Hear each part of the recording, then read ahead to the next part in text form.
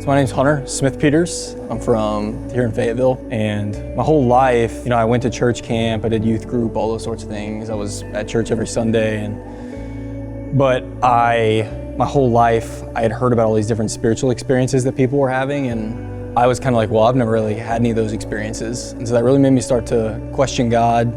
So I really just kept playing this Christian life through high school. I went to the University of Arkansas. I met a guy that I worked with that was an atheist, and he kind of started essentially mentoring or discipling me in atheism.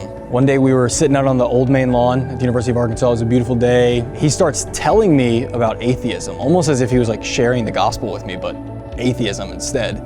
And we're talking about atheism, and at one point I just broke down weeping on the old main lawn, uncontrollably crying. He didn't know what to do. He was kind of caught off guard. And I was crying in this moment because I realized I was an atheist. I thought religion was for dumb people that needed a crutch because they were afraid to die one day. And I realized in this moment that this also meant life was meaningless. And so I just kind of went on from there, continued to kind of spiral down into atheism more.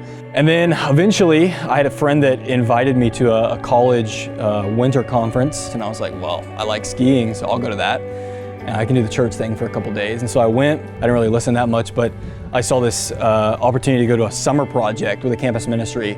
I was like, okay, 9 weeks on the beach, I'll go do that. And I met my leader, and I told him the first day, I was like, hey Dave, I'm an atheist. And he told me, hey man, that's fine, not a big deal. And he just kept loving me.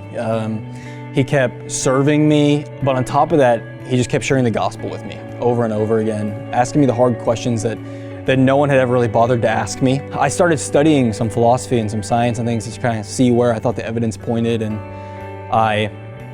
I came to the conclusion eventually that it was actually illogical for me not to believe in a God, but I was like, is that Jesus? Is that God of the Bible? And that summer, what I'd heard my whole life finally clicked.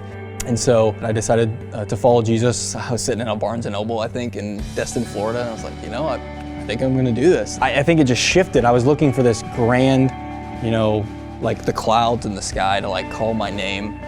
And that's what I thought, how I would know if God's real, instead of kind of experiencing Him through His Word, experiencing Him through other people, fellowship with other believers. And I started following Jesus, and I remember my atheist friend calling me and saying, man, what are you doing? I told you if you went down there, all these different things. And he was like, you're gonna be over this in a month or two. I remember him being very actively opposed to it, just like I was very actively opposed to it beforehand. And I kept following Jesus, and by His grace, I continued to grow. And now I have all those things that I didn't have prior, that I was looking for in other places. And whether it be a party or girls or a drug or whatever it was, I found purpose and meaning and acceptance and joy and community in following Jesus. And now my ambition and goal in life is to, just like Dave brought the gospel to me, is to bring the gospel to other people and go to those who think it's dumb and think they don't need it.